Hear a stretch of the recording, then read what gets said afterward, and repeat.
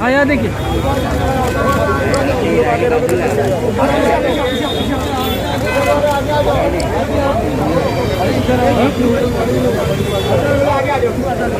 अरे यहाँ से लोगे तो क्या होगा?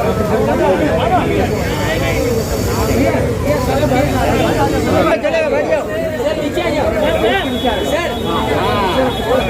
अपना ही सर नीचे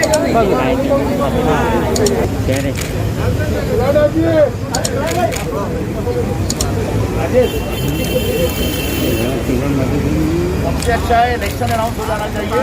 जहाँ जहाँ इलेक्शन हो रहा है मैडम, ओ मैडम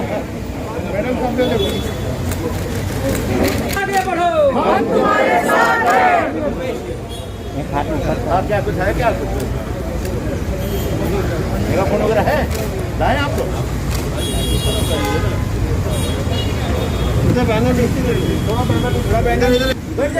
उस लड़ाई के खिलाफ कोई नहीं है।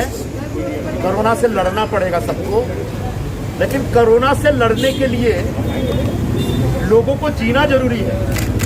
जब जिएंगे नहीं तो कोरोना से लड़ेंगे कैसे? इस तरीके से बात बात पे लॉकडाउन के नाम पे तमाम तरह के रिस्ट्रिक्शन, धमकी, ये गलत हो रहा है। सरकार को सुनने को तैयार है नहीं। मुख्यमंत्री जी लोगों से मिलते नहीं हैं। जो अधिकारी वर्ग वो बेचारे सुनते हैं, बोले कि भी आगे पूरे भी पाठाओ। पिछले लॉकडाउन से लोगों को पूरे देश में बल्कि भयंकर तबाही हुई थी। मुंबई में सब कुछ बंद कर दिया गया था। कितने लोग बेरोजगार हुए मालूम नहीं। कितने लोगों को की नौकरी चली गई, कितने लोगों का धंधा बंद हो गया, कारखाने बंद हो गए। आज भी जो पिछले लॉकडाउन से तबाही हुई थी उससे अभी तक लोग उबर नहीं पाए। अब कोरोना की दूसरी वेव के नाम पे जिस प्रकार से रिस्ट्रिक्शन लाए जा रहे हैं वो निश्चित तौर पर सरकार को उस पर सोचना चाहिए, विचार करना चाहिए। इसलिए कि कोरोना की दूसरी वेव के नाम पे जो लोग जिनका धंधा चौपट हो गया, बड़ी मुश्किल से खड़ा हो रहे थे एक बार फिर से, उनको अगर दबाया जाएगा, उनको अगर एक रिस्ट्रिक्शन के नाम पे घेरा जाएगा, बहुत सारी दुकानें मुझे मालूम नहीं कि जो किराए देंगी वो किराया देने वाले लोग तो बेचारे आज भी किराया नहीं दे पाए। दुकानें बंद हैं। मीडियाचा समोर, सरकारच्या समोर, शासनाच्या समोर जब ये अपनी बात कहना चाहते हैं तो जिस तरीके से उनको परेशान किया जा रहा है, एक दूसरा लॉकडाउन है। ये किस तरह की दादागिरी? ये सब दादागिरी बंद होनी चाहिए। प्रोटेस्ट यहाँ पर ऑर्गेनाइज हुआ है जिसमें मैं खुद उन सबके साथ खड़ा होने के लिए आया हूँ और हमारे साथ कांग्रेस पार्टी के सभी साथी लोग आए हुए हैं। मुद्दा सिर्फ इतना है कि कोरोना से हमको लड़ना है, इससे कोई इनकार नहीं कर रहा, लेकिन लड़ने के लिए जीना जरूरी है। जिस तरीके से तरह तरह के रिस्ट्रिक्शन ला करके लोगों के धंधा बंद किए जा रहे हैं, उससे बेरोजगारी फिर बढ़ेगी, धंधा चौपट हो जाएगा और पूरी अर्थव्यवस्था तहस नहस हो जाएगी। लोगों के सामने भुखमरी की नौबत आ जाएगी।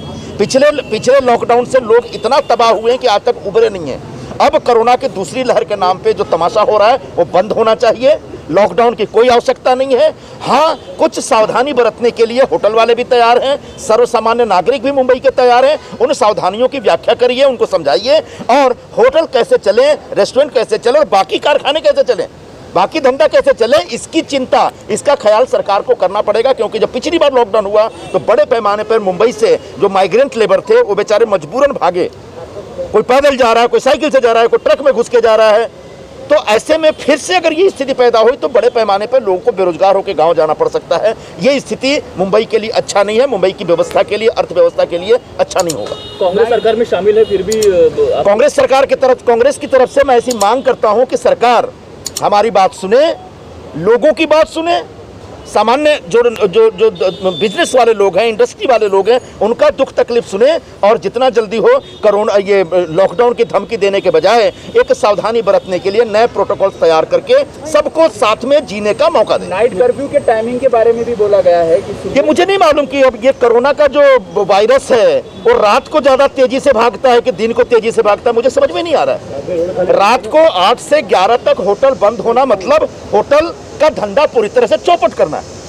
अब बियर बार और जो पब वब है वो सब जो करना करिए आप, लेकिन सामान्य होटल और रेस्टोरेंट हैं जो लोगों के, उन रेस्टोरेंट में भी 8 से लेके 11-12 के बीच ही उनका धंधा चलता है, वही उनकी रोजी रोटी होती है। उसको भी आप नाइट कर्फ्यू के नाम पे बंद कर रहे हैं, ये सरासर अन्याय है। मुख्यमंत्री जी ने